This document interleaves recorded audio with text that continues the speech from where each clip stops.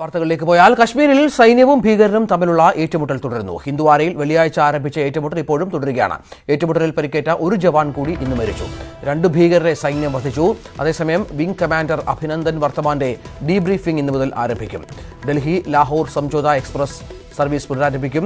M Unnikrishnan ചേരുന്നു ഏറ്റവും പുതിയ വിവരങ്ങളുമായി. ഉണ്ണി, ഇപ്പോൾ അതിർത്തിയിൽ സംഭവിക്കുന്നത് എന്താണ്?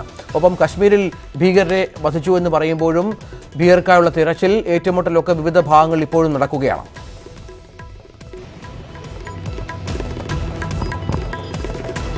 രഞ്ജിത്ത്, ഹന്ദ്വാരയിലെ ബാബാഗുണ്ടിൽ കഴിഞ്ഞ 3 ദിവസമായി നടക്കുന്ന ഏറ്റുമുട്ടൽ ഇന്നും തുടരുകയാണ്. ഇന്നിപ്പോൾ വെടിവെപ്പും ഏറ്റുമുട്ടലും കഴിഞ്ഞിട്ടുണ്ട് എന്നാണ് അവിടുന്ന് പുറത്തുവരുന്ന ഏറ്റവും പുതിയ വിവരങ്ങൾ. തിരച്ചിൽ പ്രവർത്തനങ്ങളാണ് ഇപ്പോൾ നടക്കുന്നത്. ഈ ഏറ്റുമുട്ടലിൽ സുരക്ഷാ സേനയ്ക്കും വലിയ നഷ്ടമുണ്ടായിട്ടുണ്ട്. 5 ആയിരിക്കുന്നു മരണസംഖ്യ. ഒരു പ്രദേശവാസിയും മരിച്ചിട്ടുണ്ട്. അതിൽ ഇന്നിപ്പോൾ പരിക്കേറ്റിരിക്കുന്ന ഒരു CRPF ജവാന്റെ മരണമാണ് സ്ഥിരീകരിക്കപ്പെട്ടിരിക്കുന്നത്. ഇതോടുകൂടിയാണ് മരിച്ച സുരക്ഷാ ഉദ്യോഗസ്ഥരുടെ എണ്ണം 5 ആയിരിക്കുന്നത്. 2 ജമ്മു കാശ്മീർ പോലീസ് ഉദ്യോഗസ്ഥരും ഇതിലുണ്ട്. ബാബാഗുണ്ടിലെ ജനവാസ മേഖലയിലാണ് ഈ ഒരു ഏറ്റുമുട്ടൽ നടന്നിരിക്കുന്നത്. ഭീകരർ ആൾക്കാരെ മറയാക്കിക്കൊണ്ട് ഒളിച്ചു താമസിക്കാനാണ് ശ്രമിച്ചിരുന്നത്. ഇതേ തുടർന്നാണ് 3 ദിവസത്തോളം ആക്രമണം നീണ്ടത്. പ്രത്യേകിച്ച് പ്രദേശവാസികളെ ഒഴിപ്പിച്ചുകൊണ്ടുള്ള ഏറ്റുമുട്ടലാണ് നടന്നത്. ഏതായാലും ഈ ഏറ്റുമുട്ടൽ പൂർത്തിയാകുമ്പോൾ 2 ഭീകരരെ വധിക്കാൻ കഴിഞ്ഞിട്ടുണ്ട് സൈന്യത്തിനെന്നാണ് പുറത്തുവരുന്ന വിവരങ്ങൾ. തിരച്ചിൽ പ്രവർത്തനങ്ങൾ പൂർത്തിയായാലായിരിക്കും അതിന്റെ കൃത്യമായ സ്ഥിരീകരണം വരിക. 2ൽ കൂടുതൽ ഭീകരർ ഉണ്ടായിരുന്നുവോ എന്നത് സംബന്ധിച്ച്.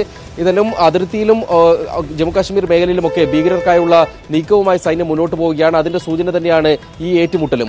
അതിർത്തിയിൽ പാകിസ്ഥാന്റെ ഭാഗത്തു നിന്നും പ്രകോപനം ഉണ്ടാകുന്നുണ്ട്. വെടിനിർത്തൽ കരാർ ലംഘനവും ഷെല്ലാക്രമണവും തുടരുന്നുണ്ടെന്നാണ് പുറത്തുവരുന്ന വിവരങ്ങൾ. ഇതേ തുടർന്ന് പ്രദേശവാസികൾക്ക് കൂട്ടത്തോടെ ആൾക്കാർക്ക് താമസ മേഖലയിൽ നിന്നും ഒഴിഞ്ഞു പോകേണ്ടി വരുന്ന ഒരു സാഹചര്യം ഉണ്ടായിട്ടുണ്ട്. കൂടുതൽ ബങ്കറുകൾ സ്ഥാപിക്കാൻ സർക്കാർ തീരുമാനിച്ചിട്ടുണ്ട്. വരും മാസങ്ങളിൽ കൂടുതൽ ബങ്കറുകൾ സ്ഥാപിച്ചുകൊണ്ട് ഈ ജനവാസ മേഖലകൾക്കെതിരായ ആക്രമണം ചെറുക്കാനുള്ള നീക്കമാണ് സർക്കാരിന്റെ ഭാഗത്തു നിന്നും ഉണ്ടാകുന്നത്. ഒപ്പം ബാലാകോട്ടിൽ ഇന്ത്യ നടത്തിയ ഭീകരാക്രമണത്തെ സ്ഥിരീകരിക്കുന്ന ജെയ്ഷെ മുഹമ്മദിന്റെ കൂടുതൽ ശബ്ദ സന്ദേശങ്ങൾ പുറത്തു വന്നിരിക്കുന്നു. പെഷാവറിൽ നടന്ന യോഗത്തിന്റെ ഒരു ചെറിയ ശബ്ദ സന്ദേശം ഇന്നലെ പുറത്തു വരുന്നു. കൂടുതൽ ശബ്ദ സന്ദേശം പുറത്തു വരുമ്പോൾ അതിൽ നിന്നും വ്യക്തമാകുന്നത് ജെയ്ഷ് കൃത്യമായി ഇന്ത്യയുടെ ആക്രമണം സ്ഥിരീകരിക്കുകയാണ്.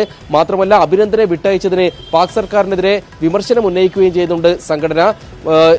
കശ്മീരിൽ ഭീകരർ നടത്തുന്ന ജിഹാദിൽ പാക് സർക്കാർ കൂടി പങ്കാളികളാകണമെന്നാണ് ഈ ശബ്ദരേഖയിൽ പറയുന്നത്.